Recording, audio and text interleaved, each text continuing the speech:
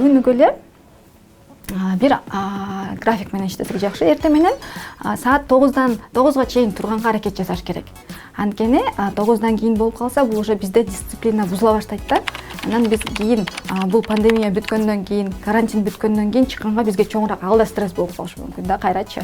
Ошондуктан 9га чейин туруп, анан кийин ал жактан эң биринчи денебизге кам көрүшүбүз керек. Кандайдыр бир кыймыл аракеттерди, может быть, гимнастика жасасак болот, кандайдыр бир көнүгүүлөрдү кылсак болот. Эң оңойлорду эле кылсын. Өзүңүздөргө кайсыл жакса. Анан кийин саат 9дан 10га чейин, 11ге чейин бул активдүү сааттар деп коет. Ошол кезде биздин мээбиз жакшы иштейт. Ошол учурда өзүңөрдүн жумушуңарга же окууңарга көңүл бурсаңар болот. Анан кийин эс алганга да унутпаш керек.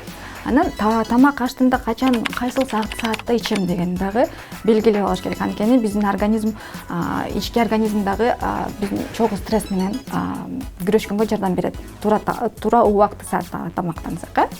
Анан кийин ошол эле баардык нерсенин оң менен терс таасири бар да. Анан ошол эле ситуациядан оң жагын алып, менде кандай таланттар бар, мен эмне кылгым келчү эле деген көптөгөн кээде болот да, биз колубуз бошобойт, жумушта жүргөндө же окуудан колубуз бошобой калганда көптөгөн нерселерди кыла албай калабыз.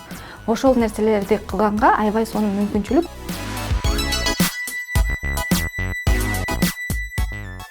Атайын бир формула бар, ошону айтып кетейин. Буну гана карантинде эмес, башка жакта деле колдонсок болот. Формула эффективного общения деп коет. Эң биринчи менден баштайсыз. Сен антип салдың, сен тигинтиң, сен жиндейсиң, сен бирдеме деген бул конфликтке алып келет. Эң негизгиси мен дегенден башташ керек да. Мен аябай тынчсызданып атам, мен коркуп атам, мен эмне кыларымды билбей турам, келе көзүлөшөлүчү деп. Мен деп анан сезимибизди айтабыз. Сезимди айткандан кийин себебин айтабыз. Эмнеге менде андай сезим болуп атат? Мен азыр камерада айтып атканда мен бир аз толкунданып турам. Наргиза мага жардам берип коесузбу деп анан суранычка өтсө болот да, үчүнчү этап. Ошондо ситуация бир аз ылдыйлап калат. Анан адам да түшүнүп калат да, мен жаман эмес экен, ал бирдеме болуп атат деп. Ошондо биздин сүйлөшүүбүз, баарлашуубуз эффективдүү болот. Анан кийин эле ошол кезде сүйлөшүп атканда дагы этика болуш керек. Кээде болот да, биз бири-бирибизди басынтып коебуз же мүмкүн бирөөбүз проблеманы айтканда аны орусча айтканда обесценивать деп коет. Ой, ошол да проблемалуу. Койчу деп кээбиркилер ушинтип бири-бирибизден проблемаларды жокко чыгарып коебуз да, анда ойлойт экен да, мен жаман эле адам турбаймынбы деген ойлор кетет. Автоматикалык ойлор бар, ошол мен туура эмес эле нерсе кылып аткан турбаймынбы, адам чүнчүп калышы мүмкүн. Ошондой болбош үчүн ар бир адамдын проблемасын өзүнө аябай чоң көрүнөт. Ошону угуп, жөн эле угуп койсок, анан аны кантип, эгер билсек алдан кантип чыкса, ошол эле жолдорун көргөзүп койсок, биздин сүйлөшүүбүз андан да жакшы болот.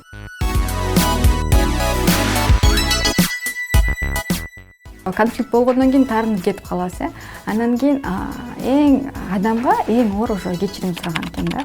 Кээде болот биз билип турабыз, мен туура эмес бирдемени кылдым же туура эмес айтканыбызды билип туруп, анан кандайдыр бир сезимдер, ойлор, кыздар биринчи кадам кылбаш керек же мен улуумун, ал кичүү, ал биринчи келиш керек деген ойлор кетет. Анан ал кезде өзүбүзгө суроо беришибиз керек да, бул мага кандай адам?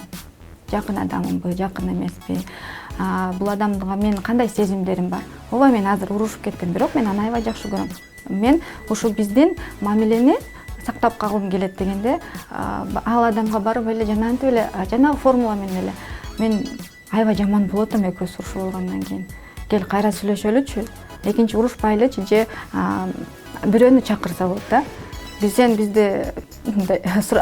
элдештирип коесуңбу депчи. Ошол кезде ошентип чыкса болот да. Эң биринчи бул барып стакан суу ичип койгон эле да, комнатная температура, үйдүн эле бир аз суу ичкенде эле адам бир аз өзүнө келип баштайт. Анткени ичинде реакциялар өзүнө келип баштайт. Анан кийин дем алуу. Эң биринчи биз эгер мындай көп эмоциясы аябай күчтүү болуп атса, анда эң биринчи оозубуздан демди чыгарыш керек. Анан кийин мурдубуз менен дем алышыбыз керек да. деп. Анан эң биринчи мурдунан дем алып анан оозунан чыгарганда наоборот биздин сезимдер көбөйөт да.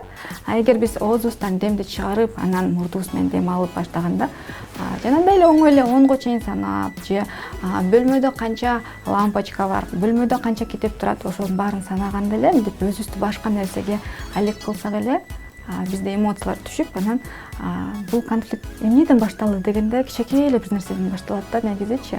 Анан ошол маанилүүбү же биздин мамилебиз маанилүүбү деп.